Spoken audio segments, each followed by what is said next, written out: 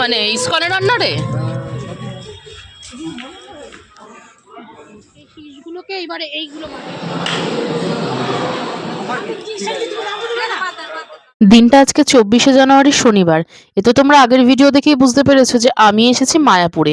তো আজকে মায়াপুরে আমাদের দ্বিতীয় দিন, মানে ডে 2।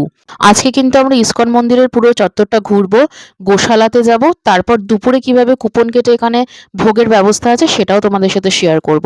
সো পুরো ভিডিওটা কিন্তু স্কিপ না করে দেখতে থাকো। তোমাদের সাথে কথা বলতে বলতে আমরা পৌঁছে গেছি ইসকন মন্দিরে, মানে মেন মন্দিরে। 1 নম্বর গেট থেকে ভেতরে ঢুকেই কিন্তু তোমরা কুপন কাটার জন্য বিভিন্ন কাউন্টার দেখতে পাবে, যেখান থেকে তোমরা খাবারের জন্য কুপন কাটতে পারবে। 50 টাকা, 60 টাকা, 70 টাকা, 80 টাকা, 100 টাকা, 120 টাকা, 150 টাকা। তোমরা তোমাদের বাজেট অনুযায়ী বিভিন্ন ধরনের কুপন পেয়ে যাবে। এক একটা ভবনে এক এক রকম খাবারের মেনু রয়েছে। মেন গেট থেকে ভেতরে ঢুকে এই যে ডান দিকেই কিন্তু তোমরা কুপন কাটার কাউন্টার পেয়ে যাবে। আমরা 70 টাকার কুপনটা কেটেছি, যেটা আমাদের পড়েছে গীতা ভবনে। এগিয়ে চলেছি আমরা মেন মন্দিরের দিকে পুজো দেওয়ার জন্য। ইসকন মন্দিরে এন্ট্রি করার জন্য বা গোটা মন্দির চত্বরটা পুরো এরিয়াটা ঘোরার জন্য কিন্তু আমাদের কোনো রকম কোনো কুপন কাটতে হয়নি বা কোনো টিকিট কাটতে হয়নি। তোমরা কিন্তু এমনিই ঢুকতে পারবে। ইসকন মন্দির চত্বরে কিন্তু একটা বিল্ডিং নয়, প্রচুর বিল্ডিং আছে, আর এখনো অনেক বিল্ডিং রয়েছে যেগুলো তৈরি হচ্ছে নতুন নতুন। ইসকন মন্দিরের এই এরিয়াটা কিন্তু অনেক বড়। পায়ে হেঁটে ঘুরতে গেলে কিন্তু প্রায় 2.5 থেকে 3 ঘন্টা সময় লাগবে। সকালবেলা 9:30টার সময় কিন্তু মন্দিরে ভোগ দিয়ে পুজো দেওয়া হয়। তো তোমরা তার আগে টিকিট কেটে নেবে। এটা হচ্ছে মেন মন্দির, যেখানে রাধা মাধব এই মুহূর্তে প্রতিষ্ঠিত আছেন। নতুন বিল্ডিং তৈরি হয়ে গেলে আবার রাধা মাধবকে সেই মন্দিরে শিফট করিয়ে দেওয়া হবে। মন্দিরে প্রবেশ করার আগে জুতো এবং মোবাইল কিন্তু কাউন্টারে জমা দিয়ে তারপর ঢুকতে হবে। ভেতরে ক্যামেরা করা একদমই যাবে না, মোবাইল নিয়ে ঢোকাই যাবে না। এবার তোমাদেরকে জানাই ভোগের ব্যাপারটা। যে যেরকম ভোগের পুজো দিতে চাইবে, কেউ 101 টাকা, 201 টাকা থেকে শুরু করে কিন্তু 501 টাকা এবং 1001 টাকা পর্যন্ত ভোগ দিয়ে কিন্তু তোমরা রাধা মাধবকে পুজো দিতে পারবে। সকাল 10টা মতো বাজে এখন, আমাদের পুজো দেওয়া হয়ে গেছে। ইসকনের ভেতরেই একটা খাবারের দোকান রয়েছে, সেখানেই আমি, মা আর দিদা 3 জনে মিলে এসছি খেতে। না হলে আবার সেই 1 নম্বর গেট থেকে বেরিয়ে, মন্দির থেকে বেরিয়ে খেতে যেতে হবে। তো এখানে বিভিন্ন ধরনের খাবার পাওয়া যায়, পোহা আছে, পাস্তা আছে, বার্গার আছে। তো আমরা পোহা নিয়েছিলাম, পার প্লেট নিয়েছে 60 টাকা করে। খেতে কিন্তু বেশ ভালো। খাওয়া দাওয়া সেরে এবার আমরা এগিয়ে চলেছি গোশালার দিকে। ইসকন মন্দিরের এরিয়ার ভেতরে কিন্তু তোমরা টোটোর ব্যবস্থা পেয়ে যাবে। এই মন্দিরের ভেতরে যে টোটোগুলো চলে, এই এরিয়া থেকে কিন্তু বাইরে এই টোটোগুলো যায় না, বা বাইরের টোটো কিন্তু এই ইসকনের মন্দিরের এরিয়ার ভেতরে ঢুকতে পারে না। পৌঁছে গেছি আমরা গোশালায়। যে খাবারের দোকানের সামনে থেকে আমরা টোটোয় উঠেছিলাম, সেখান থেকে গোশালা পর্যন্ত টোটো ভাড়া আমাদের নিল পার হেড 10 টাকা করে। গোশালা মানে তো তোমরা বুঝতেই পারছো, এখানে গো মাতাদের রাখা হয়। এখানে কিন্তু গরু বলা হয় না, গো মাতা বলা হয়। চলো তোমাদেরকে গোশালাটা পুরোটা ঘুরে দেখাই, আশা করি তোমাদেরও ভালো লাগবে।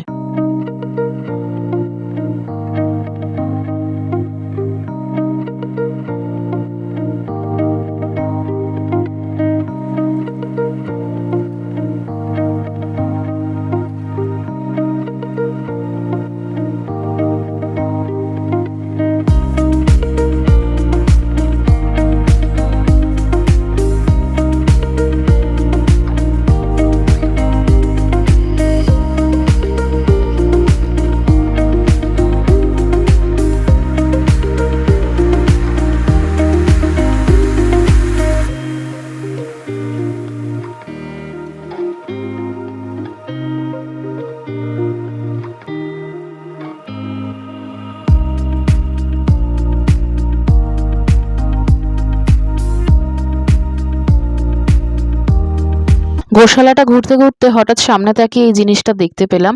এখানে প্রচুর ধানের খড় পড়ে রয়েছে, আর এখানে রয়েছে ধানের গোলা। মা আমাকে বলছিল যে এর মধ্যে ধান সংগ্রহ করে রাখা হয়। প্রচুর ধানের গোলা ওখানে দেখতে পেয়েছি। কোনোদিন তো এর আগে সামনে থেকে দেখিনি, তো বেশ ভালো লাগলো দেখে। ক্যামেরা দেখে বুঝতে পারছো কিনা জানি না, তবে ধানের গোলাগুলো কিন্তু 2তলা 3তলা বাড়ির প্রায় সমান ছিল, অনেক বড় ছিল। এখানে কিন্তু তোমরা 500 টাকা দিয়ে গোমাতাদের খাবার কিনে তাদেরকে খেতে দিতে পারবে। গোশালা ঘোরা তো আমাদের শেষ। তোমাদের কেমন লাগলো ঘুরে আমাকে কিন্তু কমেন্ট করে জানিও। এখানে বিভিন্ন দোকান তোমরা পেয়ে যাবে, দোকানে বিভিন্ন ধরনের জিনিস পাবে কেনার জন্য। এখানে ধূপকাঠি কিনতে দাঁড়িয়েছে মা, বিভিন্ন ফ্রেগনেন্সের ধূপকাঠি পাওয়া যাচ্ছিল। প্লাস তোমরা কিন্তু এখানে ঘিও পাবে, তবে আমার মনে হয়েছে এখানে ঘিয়ের দামটা একটু বেশি। গোশালা থেকে বেরিয়ে আবার আমরা টোটোয় উঠে পড়েছি। সোজা এখন যাব আমরা মেন মন্দিরের দিকে, ওখানে গিয়ে কিছুক্ষণ অপেক্ষা করব, তারপর যাব সোজা গীতা ভবনের দিকে। দুপুরের খাবার কিন্তু 12:30 থেকে এখানে দেওয়া হয়। সকাল থেকে ঘুরে ঘুরে আমাদের তিনজনেরই একটু পা ব্যথা হয়েছে, যার জন্য আমরা বসার জায়গা খুঁজছিলাম। আমরা এখানে বসে রয়েছি, কিছুক্ষণ বসে নিয়ে আবার হাঁটা শুরু করলাম। ইসকন মন্দিরের ভেতরে তো অনেকগুলো ভবন রয়েছে, এখন গীতা ভবন কোথায় আছে সেটা আমাদেরকে খুঁজতে হবে। প্রায় 15-20 মিনিট হাঁটার পর একদম শেষ প্রান্তে গিয়ে আমরা ফাইনালি গীতা ভবন খুঁজে পেয়েছি। তো অলরেডি এখানে লাইন দেওয়া শুরু হয়ে গেছে খাবারের জন্য। আমরা এখন হেঁটে হেঁটে পৌঁছচ্ছি, ওই যে লেখা রয়েছে ওখানে গীতা ভবন। দাঁড়িয়ে আছি আমরা লাইনে, এখানেই কিন্তু জুতো রাখার ব্যবস্থা রয়েছে, জুতো রেখে কিন্তু লাইনে দাঁড়াতে হবে। এটাই বোধহয় প্রথম ব্যাচ ছিল, ওই যে ওইদিকে এক এক করে লাইন এগিয়ে চলেছে, আর ওই দরজা দিয়ে একদম হল রুমে ঢোকানো হচ্ছে যেখানে খাবার পরিবেশন করা হবে। তো চলে এসেছে আমরা হল রুমে। এখানে কিন্তু সিনিয়র বা বয়স্ক মানুষদের জন্য টেবিল চেয়ারে বসে খাওয়ারও জায়গা রয়েছে। তো আমরা টেবিল চেয়ারেই বসেছি, যেহেতু আমাদের সাথে দিদা ছিল, উনি নিচে বসতে পারবে না। তো এখানে আমরা বসে পড়েছি, জল আর থালা দেওয়া হয়েছে। এত বড় রুম তোমরা দেখতেই পাচ্ছ, এখানে প্রায় 800 থেকে 1000 জন লোক বোধহয় একসাথে বসে খেতে পারবে। মেনুতে কি কি আছে সেটা তোমরা টিকিট কাটার সময় দেখে নিতে পারবে। তো প্রথমেই চলে এসেছে আমাদের কাছে বেগুনি, তারপর গরম গরম ভাত দেওয়া হচ্ছে। এতটা স্পিডে খাবার দাবার পরিবেশন করা হয় যে তোমাদের কিন্তু একটা পদ পাওয়ার পর আর একটা পদের জন্য বেশিক্ষণ অপেক্ষা করতে হবে না। থালায় পেয়ে গেছি বেগুনি, ভাত, তারপরে চলে এসেছে ডাল। খাবারগুলো এতটাই গরম যে এখনো ধুয়ো উঠছে। একদম গরম গরম টাটকা খাবার এখানে পরিবেশন করা হয়। ডাল, ভাত আর বেগুনি দিয়ে আগে খাওয়াটা কমপ্লিট করি, এতটা গরম যে আমি হাত দিয়ে ভালো করে ধরতেও পাচ্ছি না। তারপরে চলে এসেছে একটা পাঁচমিশালি তরকারি। আমি কিন্তু নর্মালি পাঁচমিশালি সবজি বা লাবড়ার মতো যে সবজিটা হয় সেটা একদম খাই না, কিন্তু এখানে যে সবজিটা খেলাম এতটা টেস্টি, এরকম টেস্টি পাঁচমিশালি সবজি আমি এর আগে খাইনি। তারপরে চলে এসেছে পনিরের একটা সবজি, পনির, আলু আর মটরশুঁটি দিয়ে। পনিরের সবজিটার মধ্যে কিন্তু গাজর আর ক্যাপসিকামও ছিল। আমি এই প্রথম পনিরের সবজিতে দেখলাম এত কিছু দিয়ে রান্না করতে। শেষ পাতে ছিল পরমান্ন মানে পায়েস। এমনিতেই তো ঠাকুরের ভোগ বা মহাপ্রসাদের স্বাদই অন্যরকম হয়, অন্যান্য নর্মাল খাবারের তুলনায় এই মহাপ্রসাদের স্বাদটা যেন একদমই আলাদা হয়।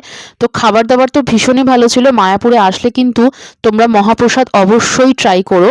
এখন আমরা সোজা যাচ্ছি হোটেলের পথে। সন্ধে 6টা মতো বাজে এখন। দুপুরবেলা আমরা হোটেলে ফিরে একটু ঘুমিয়ে পড়েছিলাম। তো সন্ধেবেলা ভাবলাম আমরা আবার মন্দিরের এরিয়াতে গিয়ে বসি, যেহেতু সন্ধেবেলা তাই দূরে কোথাও ঘুরতে যাওয়ার মতো নেই। সকালবেলা তো পুরোটা ঘুরে শেষ করতে পারিনি, তো এখন গিয়ে দেখি সন্ধেবেলা আর কি কি ঘোরার মতো জায়গা আছে ইসকন মন্দিরের ভেতরে। তো আমরা টোটোয় উঠে পড়েছি, যাচ্ছি এখন আমরা মেন মন্দিরের দিকে। মন্দিরের মেন গেটের উল্টো দিকে একটা চায়ের দোকান রয়েছে। সকাল থেকে আমি চা খাইনি, সেজন্য ভাবলাম আগে চা খেয়ে তারপর মন্দিরের ভেতরে ঢুকবো। মন্দিরের মেন গেট থেকে ভেতরে ঢুকেই দেখলাম প্রচুর ভিড়, যেহেতু আজকে শনিবার, কাল রবিবার ছুটি আছে, সোমবার 26শে জানুয়ারি, পরপর 3 দিন ছুটি পাওয়া গেছে, তাই অনেক মানুষই চলে এসেছে ছুটি কাটাতে। মেন গেট দিয়ে ভেতরে ঢুকে ডান দিকে তাকালেই কিন্তু তোমরা পরপর প্রচুর দোকান পেয়ে যাবে, যেখানে তোমরা বিভিন্ন জিনিসপত্র, ঠাকুরের জিনিসপত্র, জামা কাপড়, ঠাকুরের মূর্তি থেকে শুরু করে সব রকম জিনিসপত্রের দোকান এখানে আছে। মা একটা রাধাকৃষ্ণের ছবি খুঁজছিল, যেখানে রাধাকৃষ্ণের সাথে অষ্টসখীরাও আছে।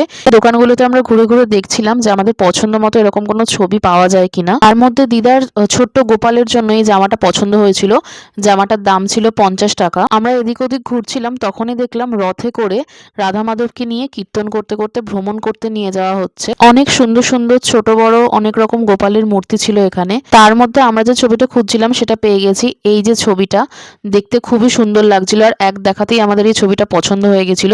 শুধু একটাই ব্যাপার, ছবিটার সাইজে যদি একটু ছোট হতো তাহলে ভালো হতো। তো ফাইনালি এই ছবিটাই আমরা কিনলাম।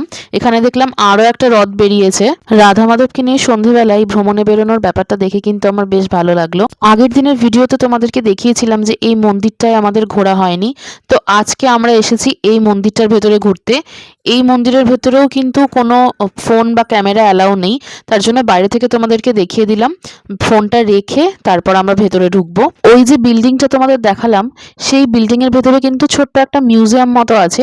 বিল্ডিং এর ভেতরে ঢুকতে কোনো টিকিট লাগে না, কিন্তু মিউজিয়ামটায় ঘুরতে গেলে কিন্তু টিকিট কাটতে হয় 15 টাকা পার পারসন। মন্দিরটা ঘুরে আমরা এখানে এসে একটু বসেছি, কারণ মন্দিরটা যেহেতু অনেকটাই বড়, দুটো মন্দির একসাথে লাগোয়া ছিল, মন্দির দুটো ঘুরতে আমাদের বেশ অনেকটাই সময় লেগেছে। তো রাত 8:30 মতো বাজে এখন। আমরা বেরিয়ে পড়ছি ইসকন মন্দিরের এরিয়া থেকে, সোজা এখন যাব হোটেলে। মন্দির থেকে বেরিয়ে তোমরা প্রচুর খাবার দাবারের দোকান পাবে। তো এখানে এই পাপড়ি চাটের দোকানটা দেখলাম, এক প্লেট পাপড়ি চাট কিনে রাতের খাবারটা কিনে তারপরে আমরা হোটেলে ফিরবো।